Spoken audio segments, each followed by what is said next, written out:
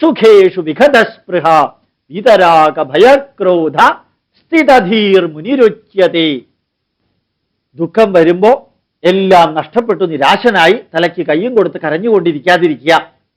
അതുപോലെ തന്നെ സുഖം വരുമ്പോ തുള്ളിച്ചാടി എക്സൈറ്റഡ് ആയിട്ട് ഞാൻ ലോകത്തെ കീഴടക്കി എന്ന് ധരിക്കാതിരിക്കുക.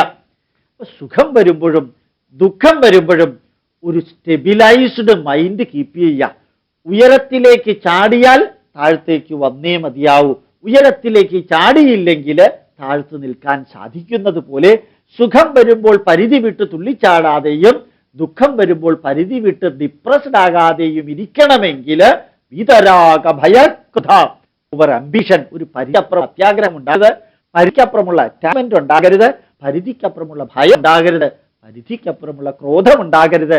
ഏതും പരിധിക്കപ്പുറമായാൽ അതിസർവത്ര വർജയേത്, എക്സസ് എവിടെ ഉണ്ടായാലും വർജിക്കണം. എക്സസിന്റെ ആവശ്യമില്ല. അധികമായാൽ അമൃതം വിഷം. അതുകൊണ്ട് ഒരു പരിധിക്കപ്പുറമുള്ള അംബീഷനും അറ്റാച്ച്മെന്റും ഫിയറും അതുപോലെ ആങ്കറും ഒഴിവാക്കിയിട്ട് ഒരു മുനിയെ പോലെ, മുനീനാം അപ്യഹം വ്യാസ വ്യാസോച്ഛിഷ്ടം ജഗത് സർവം, മുനിയായ വ്യാസൻ സർവവികാര വിചാരങ്ങളിൽ നിന്ന് മോക്ഷം നേടിയതുപോലെ ഹേ അർജുന, സ്റ്റെബിലൈസ്ഡ് മൈൻഡോട് കൂടി കർമ്മം ചെയ്യാൻ നിനക്ക് സാധിക്കണം. അപ്പൊ രുചിയുണ്ടാ നിനക്ക്. എന്റെ ശത്രുക്കളെ ഇങ്ങനെ കണ്ടുകൊണ്ടിരിക്കുമ്പോൾ എനിക്ക് വെറുതെ സ്റ്റെബിലൈസ്ഡ് ആകാൻ പറ്റുമോ? അതും പറ്റണം. യോഗസ്ഥകർമാണി, യോഗി ശത്രുയും മിത്രത്തെയും എങ്ങനെയാ കാണുക?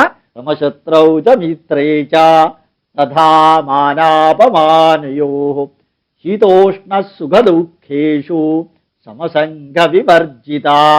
ശത്രുവാണെങ്കിലും മിത്രമാണെങ്കിലും ഒരേപോലെ, സുഖമാണെങ്കിലും ദുഃഖമാണെങ്കിലും ഒരുപോലെ, ശീതമാണെങ്കിലും ഉഷ്ണമാണെങ്കിലും ഒരുപോലെ, ദുഃഖമാണെങ്കിലും ദ്വന്ദ്ം എന്ന് ശ്രീകൃഷ്ണൻ പറയാറുണ്ട്. പ്ലസുകളും മൈനസുകളും ഒരുമിച്ച് പറയാം. ശീതം ഓപ്പോസിറ്റ്, ഉഷ്ണം ദ്വന്ദ്ം ഇരട്ടകം, സുഖം ദുഃഖം ശത്രു മിത്രം, അതുപോലുള്ള എല്ലാ ഡബിൾ ഓപ്പോസിറ്റ് ക്വാളിറ്റീസിനെയും ദ്വന്ദ്ം പറയാം. ഈ വികാരത്തോടു കൂടി ശത്രുവിനെയും